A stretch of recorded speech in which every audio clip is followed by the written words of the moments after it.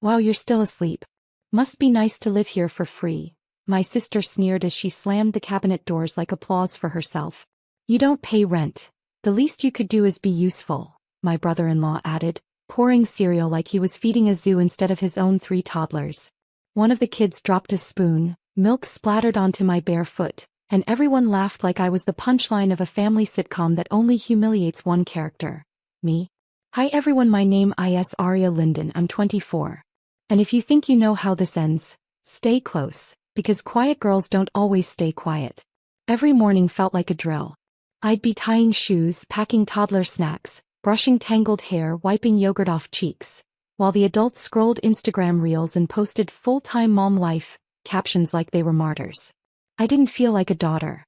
I felt like an unpaid teen babysitter who aged into a domestic staff member nobody ever hired, but everyone claimed ownership over. I finally said it out loud, in the garage while Dad was checking tire pressure like it was more important than my breath shaking. Dad, this is unfair. I do more than anyone here. His reply sliced clean like cold metal. Arya, you live here rent-free. Be grateful. Help them. They have kids. And that was it. I wasn't a person. I was help. Something inside me snapped, but silently. No scream. No tantrum. Just the quiet kind of break that echoes in your bones. Like the moment a glass cracks but hasn't shattered yet, and you just know the fracture is there forever. That night after the toddlers finally slept, mouth breathing and soft curls stuck to their foreheads, I folded 3 shirts, slid my journal into the side pocket of my duffel, held my shoes in my hand to avoid sound and stepped into the hallway. The front door felt heavier than it ever had. When I stepped onto the porch, the night air hit me so cold it felt like the universe was asking if I was absolutely sure. My heart answered for me, shaking but certain. I left. And no one stopped me. The motel room smelled like lemon disinfectant and stale carpet, and the TV remote was taped together with brown packing tape. But it was the first space in years where no one expected anything from me. I sat on the bed, shoes still in my hand, like I wasn't sure I'd actually earned the right to sit. My phone screen lit up again and again. Missed calls from mom, from sister, from dad, but not a single message asking if I was okay. Only demands. What the hell do you think you're doing? When are you coming back? Kids woke up crying because you didn't prep their outfits for tomorrow. Even outside the house, my labor was still theirs. I turned the phone face down on the scratchy motel blanket. The universe gave me silence, and it was both terrifying and holy. At sunrise I walked to a cheap diner. Eggs, burnt toast, coffee that tasted like hot ash. I sat alone by the window watching families in minivans just existing without tension. The waitress smiled like I was a person, not an assistant. That tiny respect almost made my throat burn. Around 10 a.m., Dad finally texted, one single line. If you want to come back, you'll need to apologize. Apologize? For escaping unpaid labor? It hit me like a new kind of betrayal, not dramatic, not loud, but cold. My absence wasn't seen as a wound. It was seen as inconvenience. That's when regret started feeling like a liar. I wasn't missing them. I was missing the routine of being useful. I was addicted to the approval they never actually gave. I walked outside the diner, sun sharp, parking lot shimmering. I took a deep breath and whispered to myself, I don't want to go back. But 10 minutes later, when I opened my banking app, reality slapped me. Balance. $128.13. I stood there frozen, fingers numb, wind whipping my hair across my face. Freedom was suddenly a math problem. And the next decision I made changed everything. I walked back toward the motel, wallet suddenly feeling lighter than my duffel bag. I sat on the edge of the bed, shoes still untied, and I stared at that $128 like it was a ticking clock, because it was. I had 2 days, maybe 3, before I'd be out of both money and rooms. Panic didn't come as screaming, it came as numbness. Like my brain wrapped itself in cotton to delay the collapse. I googled jobs. Babysitting. Cafe server. Cleaning shifts. I had experience in all of them, just not paid ones. My entire skill set was domestic labor that my family had treated like oxygen. Necessary, constant, invisible. Now I needed the world to assign it a price. And that terrified me more than the motel mirror. I applied to 7 small cafe jobs within 3 miles. Typed fast. No resume. Just typed my hands into the form. Experience? Yes. 3 toddlers, morning routines, cooking, laundry, logistics. I didn't write the words free labor, but I felt them under every sentence. Then my phone buzzed again. My sister. You're disgusting for leaving us like that. Kids cried all morning. No, are you safe? No, where are you? Just ownership. I didn't respond. 10 minutes later, Mom texted.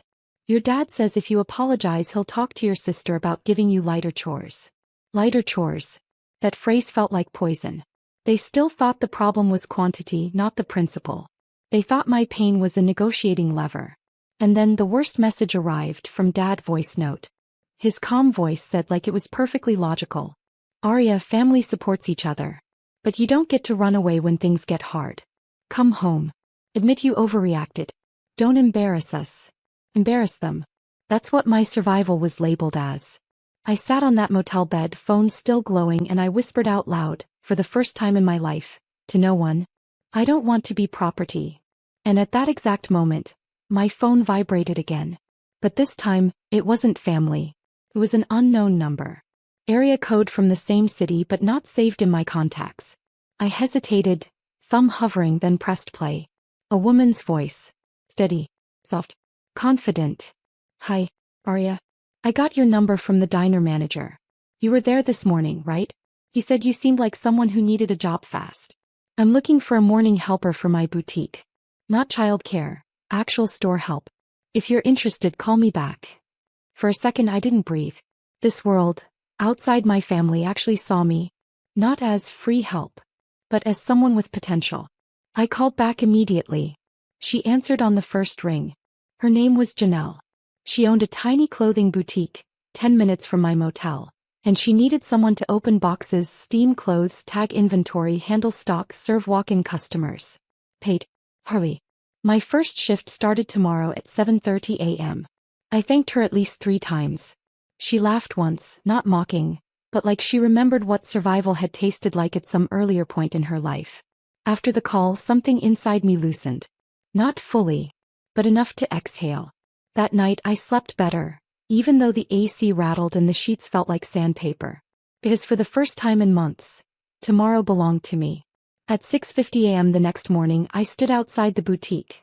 Pale pink awning, little gold bell on the door, mannequins dressed like the kind of women who always seem to have their life figured out. Janelle handed me a coffee with my name written on the lid, spelled correctly, which felt like an unnecessary miracle. When I clocked in, the first beep of the time card machine hit me harder than I expected. Because that sound meant money. My effort, finally, had value. But halfway through steaming dresses, my phone vibrated again. A voice message. From Dad. I ignored it at first. But after my shift, sitting outside on the curb with warm paper cup in my hands, I pressed play. And his first words weren't, I'm sorry. They were, everyone's talking about you. The way he said it, everyone's talking about you, like I'd become a scandal instead of a daughter, made my stomach twist. The voicemail continued, his voice low and irritated, like I was personally embarrassing the entire bloodline just by breathing independently. You made your sister cry. Mom had to help with breakfast today because you weren't here. People are asking why you'd run away when we gave you everything. They're calling you ungrateful. Ungrateful. That word stung sharper than all the others. Like freedom was theft. Like autonomy was betrayal. I sat there on the curb, head bowed, coffee cup cooling in my hands. Cars rolled by, sunlight hit the pavement in sharp rectangles. The boutique's bell jingled soft behind me, and the world kept moving. But inside me, something was starting to harden. Dad kept talking in the voicemail, calmly, like he was being reasonable. If you come home tonight, we'll forget this happened. But you need to apologize. Everyone is uncomfortable because of you. You upset the family peace. Family peace. The peace that lived on top of my silence. My chest felt tight, but not like before. This time it wasn't panic. It was clarity. I replayed the audio 3 times. Each time the sentences felt colder. Not once did he ask, are you safe? Are you eating? Do you have a place to stay? I realized they weren't worried about losing me. They were worried about losing access to my labor. That night, after my second shift, I sat on the motel floor with takeout noodles and a plastic fork. The neon sign outside flickered against the wall. Blue, red, blue, like warning lights. It made the room feel like a movie scene where a character decides whether to go backward or forward. And the truth hit me like a quiet bell in the gut. I wasn't in danger. I just didn't belong to them anymore. Not as labor. Not as convenience. Not as property. I belonged to myself now. And right as that thought settled, my sister sent a message that changed the direction of everything. Her message wasn't long, but it told me everything I needed to know about the way they had rewritten me in my absence. We found your bag's old notebook. You wrote things about us. Dad's furious. You need to come back and explain yourself. Explain myself. Not, why were you hurting? Not, why didn't you tell us? Not, you deserved better. Just, defend your existence. I froze. Because that notebook, those scribbled sentences, those midnight pages where I poured out the things I could never say out loud, that was the only place I ever spoke honestly. And they had gone through it. They invaded the one space in my life that had ever been purely mine. My hands shook. Not from fear, but from violation. I typed back with slow fingers, breathing through every letter.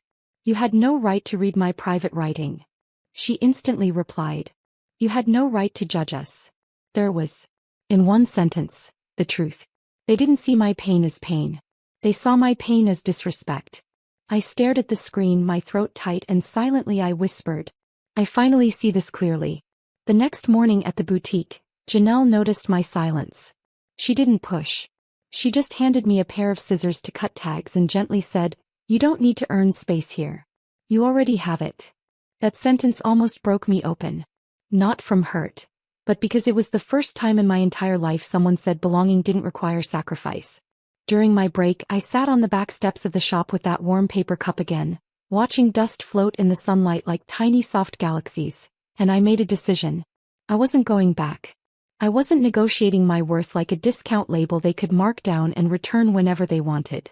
So I blocked them. Every number. Every chat thread. Silence hit, but this time it wasn't empty. It was ownership. And 3 days later, something arrived in my motel mailbox. Something with my full name on it, that proved they weren't done. It was a manila envelope, hand-delivered, no return address, my name written in that sharp, slanted handwriting Dad always used when he wanted to look official. Inside, printed papers, screenshots, highlighted paragraphs. They had taken pages from my personal notebook, the ones where I wrote about feeling unseen, used, erased, and they printed them out like evidence, like I had committed emotional treason against them. Attached was a short note, 4 lines, typed, not handwritten. When you are ready to fix what you broke, the door is open. We expect an apology and a plan for how you will contribute going forward. No names at the bottom. Just family. Not love. Not care. Not even signatures. Just a collective demand. I sat there on the motel bed, envelope pieces around me like debris from a controlled explosion.